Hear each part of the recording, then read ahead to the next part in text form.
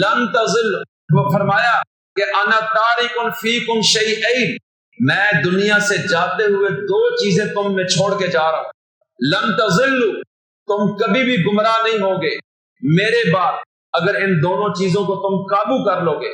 فرمایا کتاب اللہ و سنتی، پہلی چیز اللہ کی کتاب ہے اور دوسری چیز میری سنت ہے. سنت کیا ہے؟ قرآن کریم کا پریکٹیکل ہے. سنت قرآن سے متصادم چیز نہیں بلکہ قرآن علم ہے، سنت اس کا عمل ہے. قرآن الفاظ ہیں، سنت ان الفاظ کی عملی تعبیر ہے. قرآن حکم الہی ہے اور سنت اللہ کے حکم کی عملی شکل ہے. سنت عمل کا نام ہے اور قرآن علم کا نام ہے. یہ قرآن بھی اللہ نے بھیجا اور یہ قرآن کا نمونہ بھی اللہ نے بھیجا. یہ کتاب بھی غلطیوں سے محفوظ ہے اور یہ رسول بھی ہر قسم کے گناہوں سے محفوظ اور معصوم ہے. اس لیے اللہ کہتے ہیں اگر اس کتاب سے جڑو گے تو ہدایت پاؤ گے اور اس نبی کا کہنا مانو گے تو ہدایت پاؤ گے.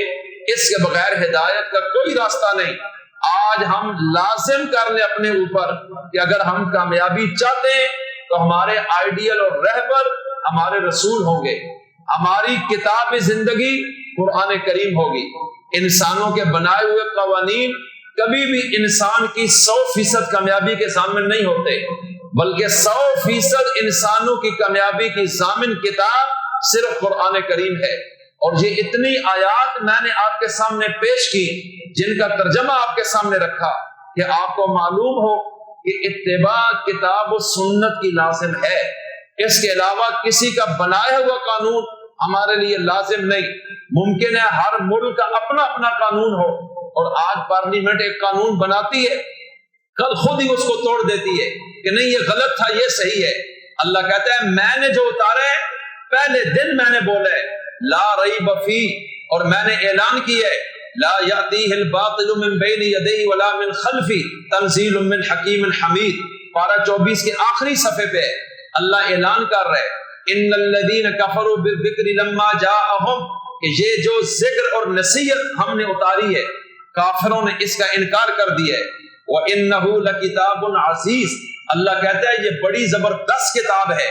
لا یاتیہ الباطل من بین یدیہ، ارے جھوٹ اور باطل کبھی بھی اس کے سامنے سے بھی اس میں داخل نہیں ہو سکتا.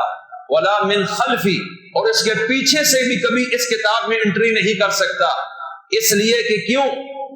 تنزیل من حکیم حمید، اس کو اتارنے والا بہت حکمت والا ہے اور بڑا قابل تعریف ہے. اس نے اس کتاب کو ایسا بنایا ہے کہ اس میں جھوٹ جا ہی نہیں سکتا، اس میں داخل ہی نہیں ہو سکتا ہے. اور جب اس نے اس کتاب کو اتارے پھر اس کو یوں چھوڑ نہیں دیا بلکہ قرآن کریم میں اعلان کیا ہے انا نحن نزلنا الذکر وانا له لحافظون، اس کتاب کو اتارنے والے بھی ہم ہیں اور قیامت کی صبح تک اس کتاب ہدایت کی حفاظت بھی ہم خود کر کے دکھائیں گے. اس لیے آج بھی اصلی شکل میں ہے یہ کتاب. اس کتاب کے علاوہ کوئی کتاب آسمانی اصلی شکل میں نہیں ہے، نہ کوئی صحیفہ اصلی شکل میں ہے. یہ انسانوں کی ضرورت ہے. روٹی کپڑا مکان اتنا ضروری نہیں جتنا یہ انسان کی ضرورت ہے اور آج اس کی طرف ہمیں آنے کی ضرورت ہے. اس لیے اس کو سمجھیں، اپنی اولادوں کو سمجھائیں، پڑھائیں، علماء کے قریب آئیں، اس کتاب کو وقت دیں. اگر آپ اپنی دنیا آخرت کی حقیقی کامیابی چاہتے ہیں اللہ تعالی ہمیں سمجھ کے اور عمل کی توفیق عطا فرمائے. وما علینا الا البلاغ المبین.